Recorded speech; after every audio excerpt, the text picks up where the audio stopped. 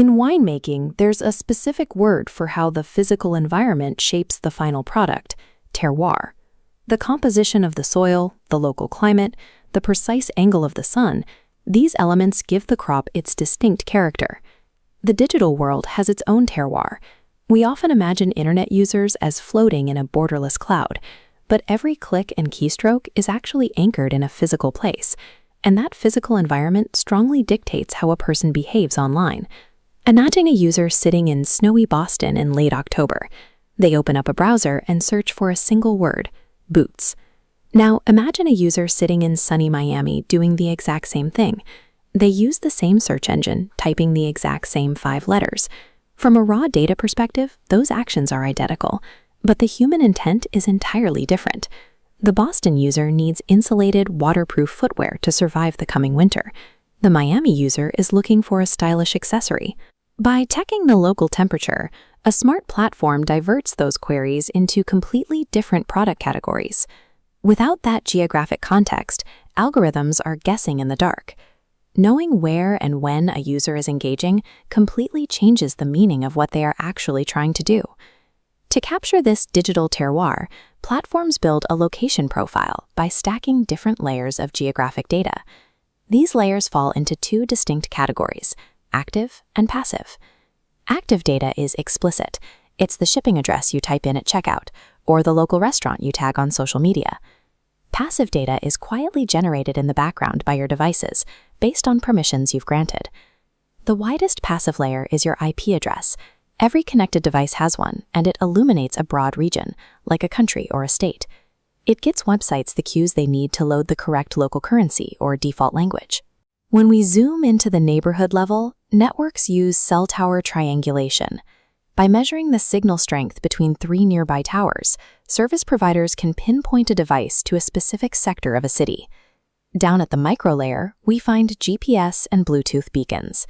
These tools track movement with extreme precision, mapping exact square footage to follow a user walking down a specific aisle inside a grocery store or navigating an airport terminal. By stacking these technical strata on top of each other, businesses translate invisible digital signals into a highly detailed, accurate map of a user's physical reality. Gathering the data is only the first step. Platforms use this location intelligence to actively mold the internet around the user in real time. Consider real-time environmental triggers. If a sudden rainstorm hits a major city, local apps instantly adapt. Ride-sharing prices update to reflect a surge in demand, while delivery apps push hot soup and indoor dining options to the top of the feed. Then there's hyper-personalization, which borrows from biophilic design, the practice of connecting humans to their physical environment. A travel website might greet a user logging in from a cold, overcast city with images of bright, sunny beaches, instantly creating a visual contrast that drives engagement. Over time, location data enables spatial analysis. If a device regularly travels the exact same route between work and home, algorithms stop reacting to current locations and start predicting future behavior, anticipating where that user will be on a Tuesday at 5 p.m.